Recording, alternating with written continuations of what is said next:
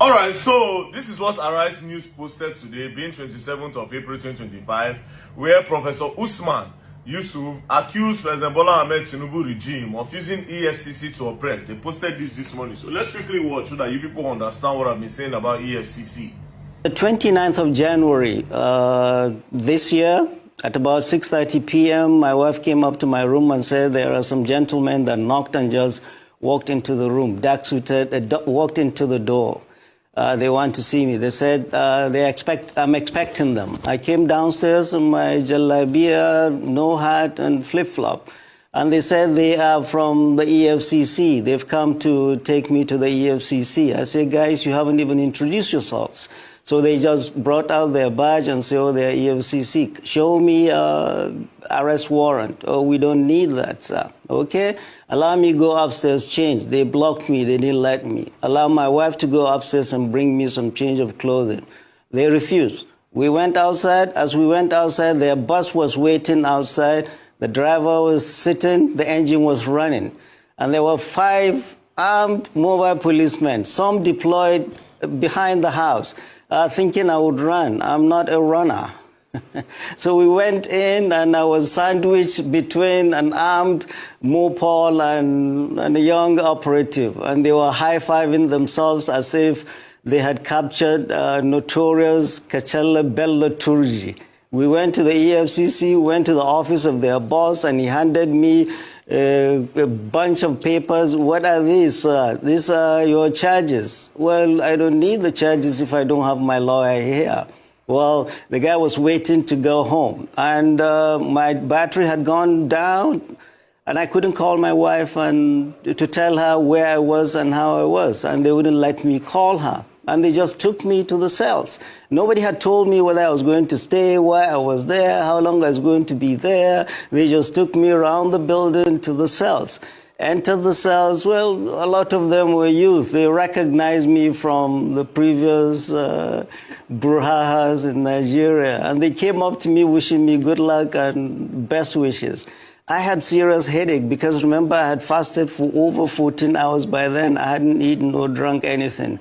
They brought me a sachet of pure water and tea. I drank and went to sleep. And then the next morning, they took us to, they called my name out. We were going to court. We went into the bus. Well, when we came out of the building, they had placed their official photographer to be taking photographs of me without a hat, in jalabia, in flip-flop. That was when I realized these guys are up to no good. All they're interested is to demean me, dehumanize me, and weaken my spirit. They don't know who they're dealing with.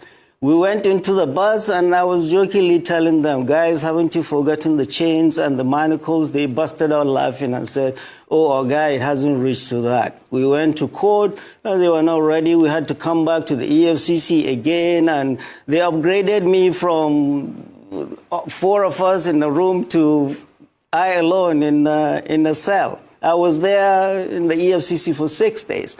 After that, I was arraigned in court, and then the judge did not give me bail. Her reason, well, she had a cold. I was put back to Kuje. I was in Kuje for 24 days. Denial of bail 2.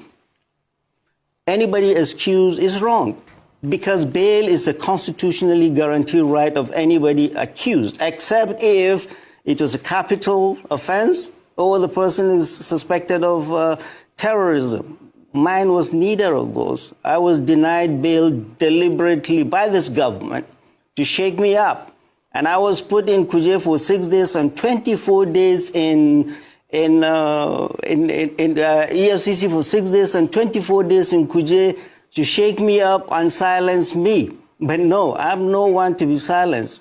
In Kuje prison, I wrote my experiences and told this government that 6 days in Kuje and 24 days 6 days in the EFCC and 24 days in Kuje will not silence me. The whole purpose is President Bola Ahmed Tinubu's government trying to silence any dissent to his government. And this coming from a president who was an Adeko activist himself, who fought the military, who ran across the border and ran away from the military. And when he came back, he never gave neither Jonathan nor Obasanjo, not even Buhari, he never gave them peace. He was criticizing them. Criticizing a government in a democracy is a legitimate right of every citizen. And President Bola Ahmed Tinubu is trying to stifle dissent in this country and is trying to make this country a one-party. Imagine how they would have traumatized this man and his family. Imagine how they would have the corruption of EFCC has literally no limits. Now they are even partisan. So basically now anybody where Tinubu they vex with or APC they vex with, now EFCC they go pursue. Just take case study. Let's use Okowa own.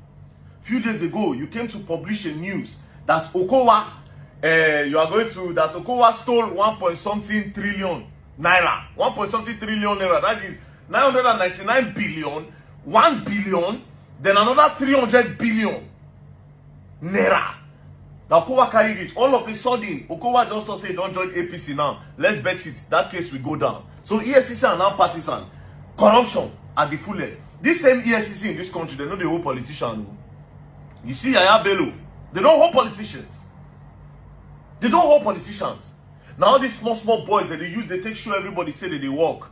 They'll just go one place, carry students. The other day, the EFCC arrested 105 people. EFCC carried 35 boys. EFCC, all these people that you are arresting, they never do half of what politicians do.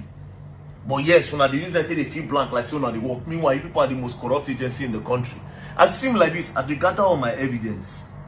I gather all of them. They never protest against EFCC before. Now me, I did like this. So at the plan stage, the biggest protest against you. You people are corrupt. A lot of you are thieves.